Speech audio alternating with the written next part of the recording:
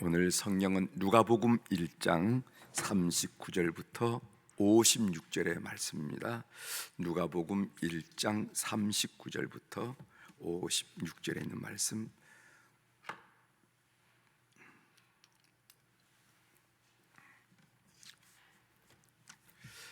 누가복음 1장 39절부터 56절에 있는 말씀 제가 봉독해 드리겠습니다. 이때 마리아가 일어나 빨리 산골로 가서 유대한 동네에 이르러 사가랴의 집에 들어가 엘리사벳에게 문의하니 엘리사벳이 마리아가 문의함을 들으매 아이가 복중에서 뛰노는지라. 엘리사벳이 성령의 충만함을 받아 큰 소리로 불러 이르되 여자 중에 내가 복이 있으며 내 차중에 아이도 복이 있도다. 내 주의 어머니가 내게 나오니 이 어찌된 일인가. 보라, 내 무난한 소리가 내 귀에 들릴 때 아이가 내 복중에서 기쁨으로 뛰노라도다. 주께서 하신 말씀이 반드시 이루어지리라고 믿은 그 여자에게 복이 있도다. 마리아가 이르되 내 영혼이 주를 찬양하며 내 마음이 하나님 내 구주를 기뻐하였음은 그의 여종의 비천함을 돌보셨음이라. 보라, 이제후로는 만세 나를 복이 있다 일컬으리로다. 능하신 이가 큰 일을 내게 행하였으니 그 이름이 거룩하시며 국률하심이 두려워하는 자에게 대대로 이른도다. 그의 발로 힘을 보이사 마음의 생각이 교만한 자들을 흩으셨고 권세 있는 자를 그 위에서 내리치셨으며 비천한 자를 높이셨고 줄인 자를 좋은 곳으로 배불리셨으며 부자는 빈손으로 보내셨도다. 그 종 이스라엘을 도우사 국률이 여기시고 기억하시되 우리 조상에게 말씀하신 것과 같이 아브라함과 그 사손에게 영원히 하시리로다 하니라. 마리아가 석 달쯤 함께 있다가 집으로 돌아가니라. 아멘. 56절까지 함께 읽었습니다.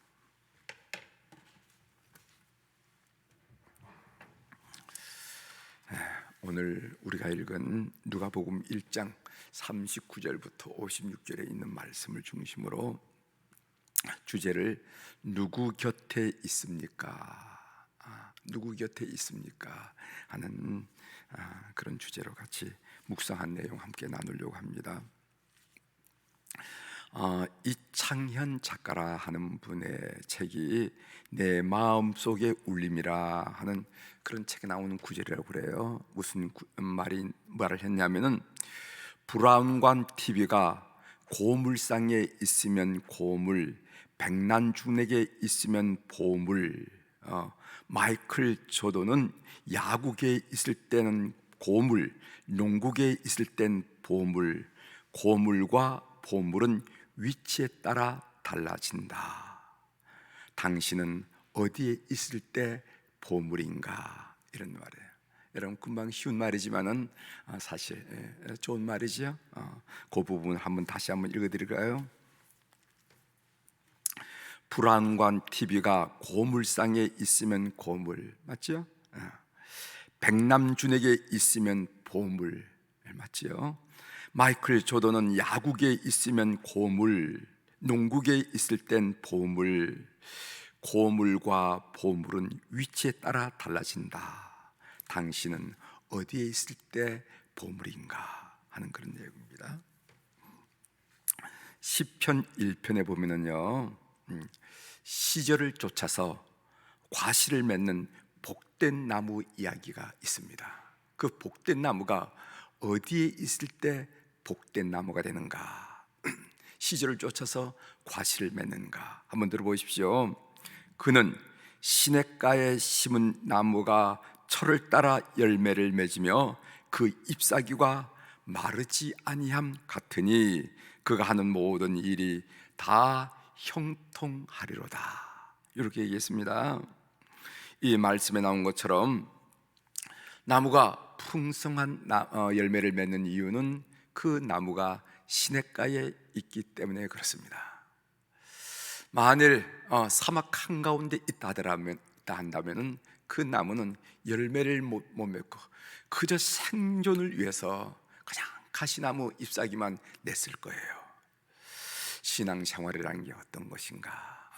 여러 가지 개념으로 규명할 수 있겠지만은 신앙생활이라는 것은 신앙생활하는 무리 속에 삶의 자리를 청하는 것을 말하는 거예요.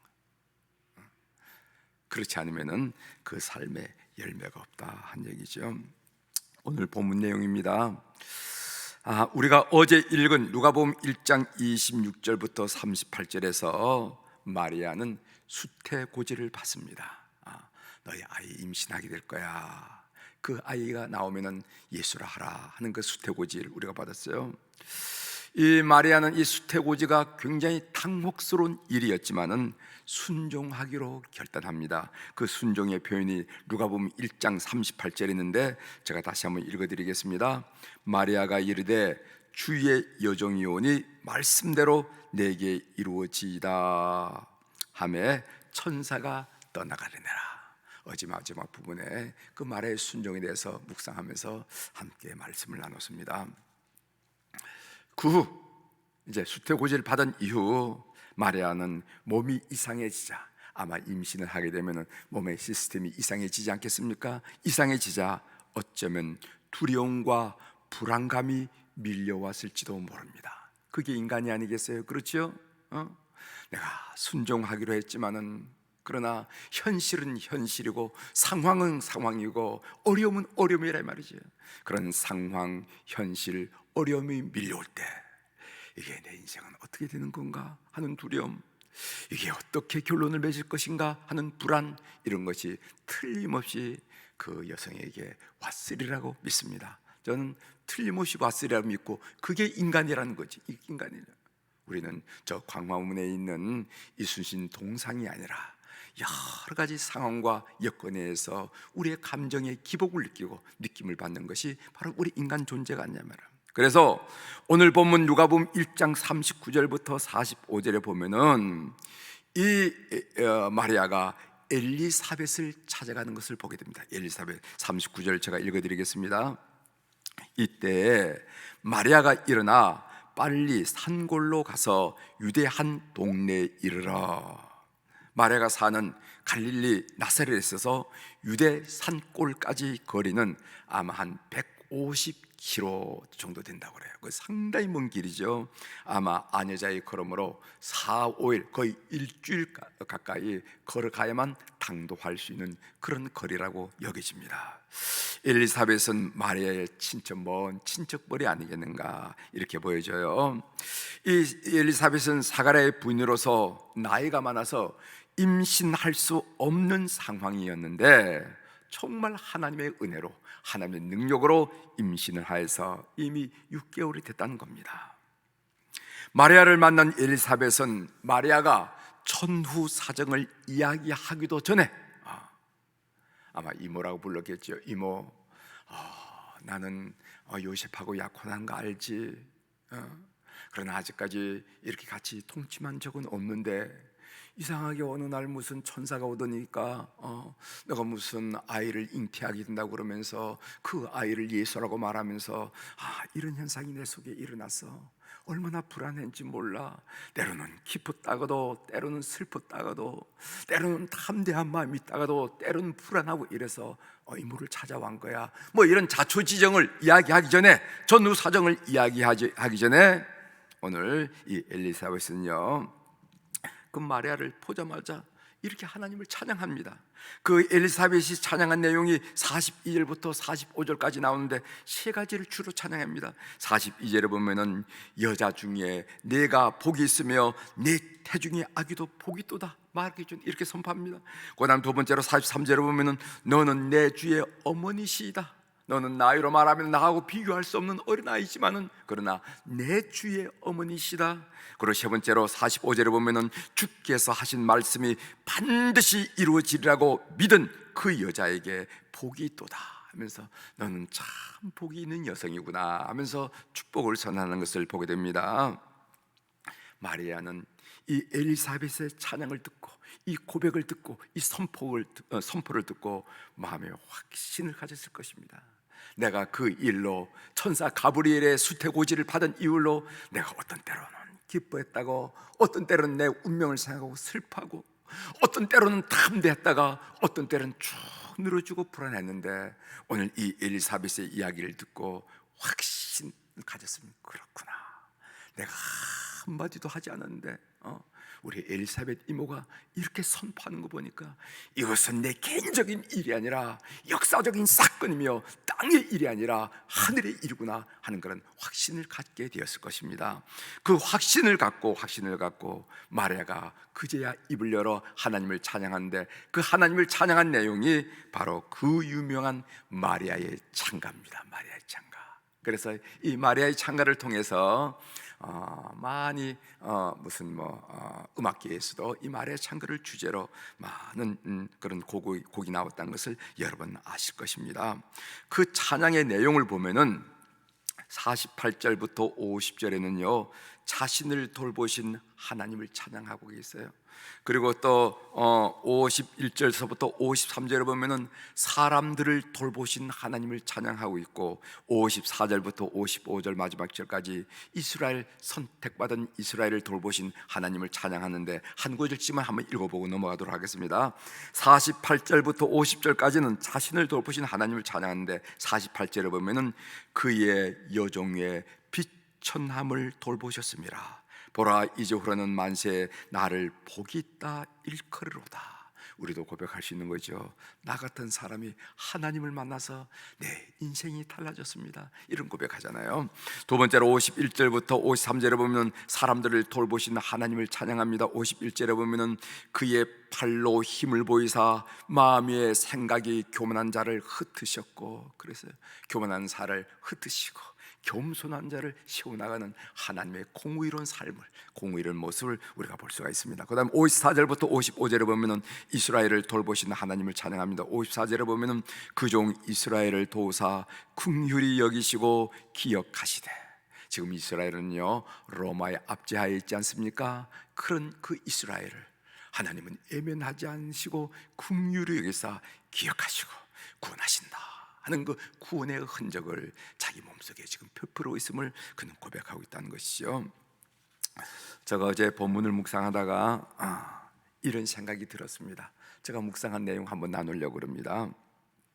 만일 수태고지를 들은 마리아가 성령 충만한 엘리사벳이 아닌 다른 사람을 만났다라면은, 다른 자리에 있었다라면은 어떻게 했을까? 어떻게 됐을까? 그런 얘기예요. 여러분 좀 엉뚱한 거죠? 그런데 지금 이 마리아가 수태고지를 받고 때로는 기뻐요. 하나님의 음성을 들었으니까. 그러나 자기 현실은 슬퍼지고, 때로는 담대했다가 때로는 불안해지는 이런 사람이, 이런 마리아가 성령 충만한 엘리사벳이 아니고 그렇지 않은 다른 사람을 만나가지고 이렇고 저렇쿵 얘기했다 그러면은 그 마리아의 삶의 결론은 어땠을까? 하나님의 약속에 대한 확신은커녕 두려움과 불안감이 커져가지 않았을까요? 하나님을 찬양하는 것은 고사하고 자기 자신의 신세타락을 하면서 그 남은 세월을 보내지 않았을까요? 결국 그의 믿음은 무너지고 그의 삶도 망가지고 말았을 것이다.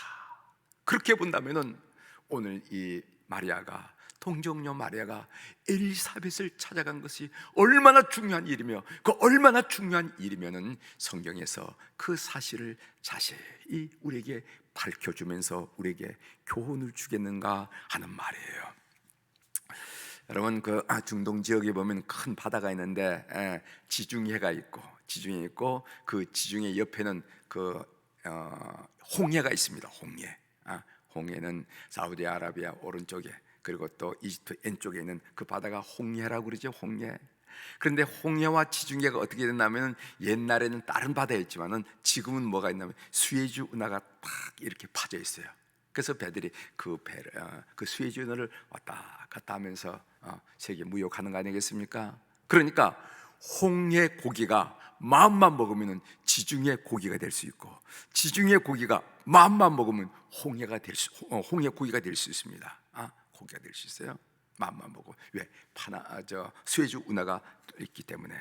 그런데 홍해에 사는 고기는 홍해 물에 놀다가 홍해 고기로 끝나고, 지중해에 사는 고기는 지중해에 놀다가 지중해 고기가 되는 겁니다.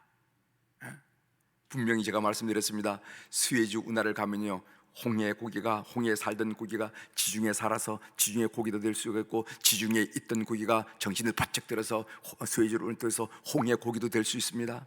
그런데 홍해에 사는 고기는 홍해 물에 놀다가 홍해 고기가 되고, 지중해 고기 사는 고기는 지중해 물에 놀다가 지중해 고기 된다. 제가 여러분들에게 말씀드리고 싶은 건 뭐냐면, 어느 물에 노느냐가 굉장히 중요하다는 겁니다. 어느 물에 노느냐가 굉장히. 저도 성장 과정에서 많은 희유와 번민이 있었지만, 젊은 시절 왜 갈등이 없었겠어요, 그죠? 젊은 시절 번민과 갈등이 있었지만, 그러나 이 물에 놀았기 때문에, 성령의 물에 놀았기 때문에, 교회의 물에 놀았기 때문에, 성도의 교제 속에 놀았기 때문에 이렇게 축복을 받으면서 삶을 살고 있다는 것을 여러분들에게 간증드릴 수가 있어요. 여러분, 시편 1편 3편의 말씀, 제가 들어가면서 들려드린 말씀 다시 한번 읽습니다. 그는 시냇가에 심은 나무가 되었기 때문에, 사막에 심은 나무가 아니라, 그래서 평생 사막에서 그 열기에 버티는 나무가 아니라 시냇가에서 늘 생명의 물로 공급받는 나무가 되었기 때문에, 철을 따라 열매를 맺으며 그 잎사귀가 마르지 아니함 같으니 그가 하는 모든 일이 다 형통하리로다. 여러분, 지금은 누구 곁에 있습니까? 이것이 인생에서 너무도 중요하다는 것을 알면서 오늘 마리아와 엘리사벳 조 만남을 통해서 깨달은 내용을 여러분과 함께 나눴습니다. 사람들 다 좋지요. 그러나 여러분들이 물은, 여러분들이 곁은 성령 충만한 사람, 성도 안에 교제를 나눌 수 있는 사람, 이런과 살아야 여러분들이 좋은 물에서 놀게 된다 하는 것을 꼭 기억하는 여러분이 되시길 바랍니다. 기도하시겠습니다.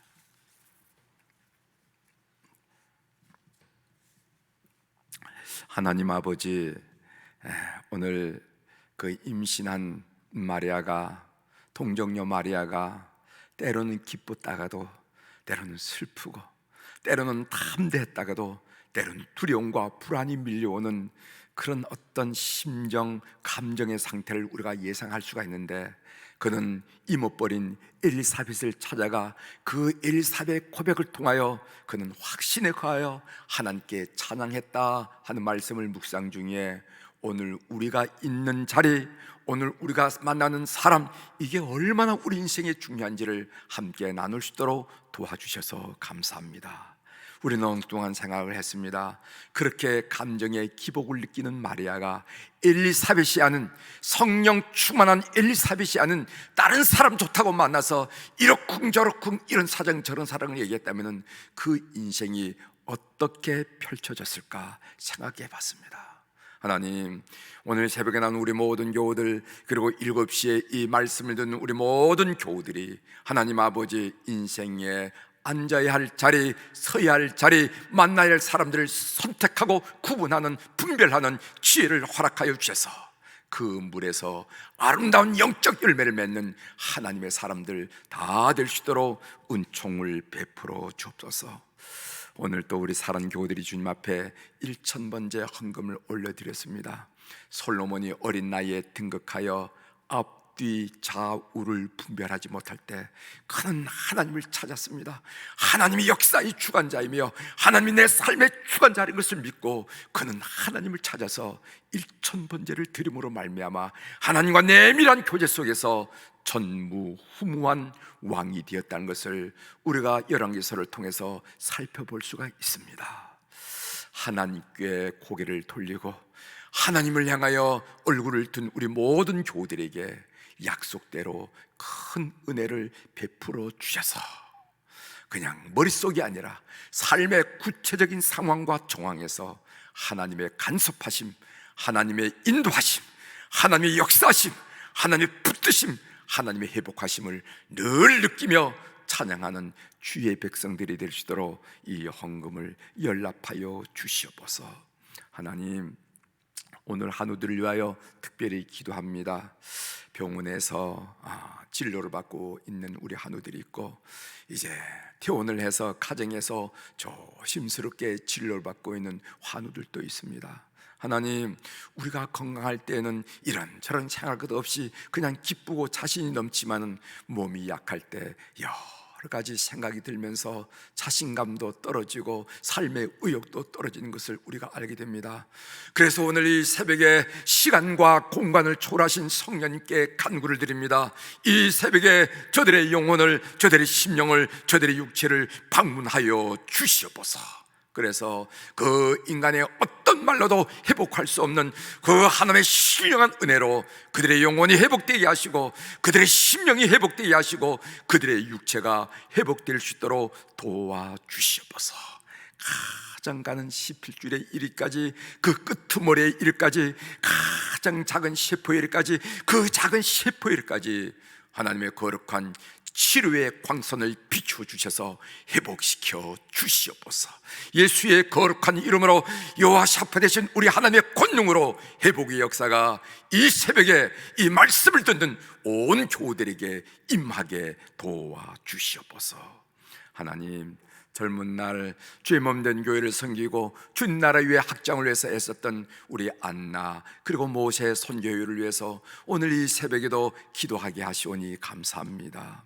그렇지 않아도 출입이 원만하지 못한데, 코로나19 바이러스 더더구나 다니지 못하도록 출입이 안타까운 지경에 있습니다. 그러다 보면은 답답하기도 하고 소외되기도 하고 애롭기도 하고 막연하기도 하고 여러 가지 영적 상태, 감정의 상태를 알 수가 있을 텐데, 하나님, 우리 어른들 오늘 또 주님께서 방문하여 주심으로 말미암아 이 세상의 상황과 관계없이 주님과 내밀한 교제를 갖게 도와주시고, 주님이 주신 기쁨, 주님이 주신 감사, 주님이 주신 은혜를 느끼게 하시고, 그 심령의 소망과 감사와 담대함과 평안이 넘치게 도와주시고, 그 육체 동안도 강건하게 하셔서 한날의 노을이 찬란하고 아름답듯이 우리 어른들의 그 마지막 생이 찬란하고 황홀할 수 있도록 도와주시옵소서. 특별히 심령 속에 천국, 우리 주님 품에 대한 소망이 가득 넘치게 도와주시고, 믿음의 결실들인 그 아들들, 그 아들의 아들들이 믿음의 열매를 풍성히 맺는 축복을 볼 수 있는 은혜를 허락하여 주시옵소서. 오늘 우리 자녀들을 우리 마음속에 그리며 기도합니다. 해외에서 직장인으로, 사업하는 사업가로, 공부하는 학자로, 국내에서 또 군부대, 군대 국방의 의무를 감당하기 위해 군대로, 그리고 취직을 원하는 자녀들, 직장 생활을 하는 자녀들, 결혼을 원하는 자녀들, 임신과 잉태를 기대하는 자녀들, 순산을 원하는 자녀들, 하나님, 이런저런 기도의 제목들이 우리 부모님 마음속에 있습니다. 오늘 또 고요한 이 새벽에 한마디 한마디 또박또박 하나님께 아뢰면서 하면 놀란 역사가 우리의 믿음의 줄기를 타고 흐르는 것을 우리가 볼 수 있도록 은혜를 베풀어 주옵소서. 하나님, 어제 신년 축복 성례를 통해서 저희들 은혜 받게 하시오니 감사를 드립니다. 그렇습니다. 우리가 새해 365일을 앞에 놓고 무슨 배짱으로, 무슨 두둑한 배짱으로 아무것도 없이 걸음을 옮길 수가 있겠습니까? 능력의 손 붙들게 도와주시고, 약속의 말씀 붙들게 도와주시고, 믿음 가운데 승리하며 그 승리의 개가를 올릴 기대감으로 걸음을 옮기는 우리 교우들이 될 수 있도록 주께서 배설하시고, 그리고 열어주신 성회인 줄 믿사오니, 오늘 또 하나님 오시는 강사님뿐만 아니라 하늘문을 활짝 열으시고 우리의 상황과 우리의 심령을 아신 하나님께서 큰 은혜로 충만케 하여 주시옵소서. 그래서 웃으면서 새해를 시작하게 하시고, 담대함으로 새해를 시작하게 하시고, 어깨를 쫙 펴고 고개를 들고 새해를 시작하는 온 교우들이 될 수 있도록 은총을 베풀어 주옵소서. 오늘 또 하늘의 주권과 땅의 주권을 가진 내 주 예수 우리 그리스도의 이름으로 선포합니다. 내 영혼이 잘된 같이 범사가 잘되고 강건한 축복을 우리 사랑 교우들이 한날을 살면서 받아 누리게 도와주시옵소서. 감사드리며 예수님의 이름으로 축복하며 기도 올려옵나이다. 아멘.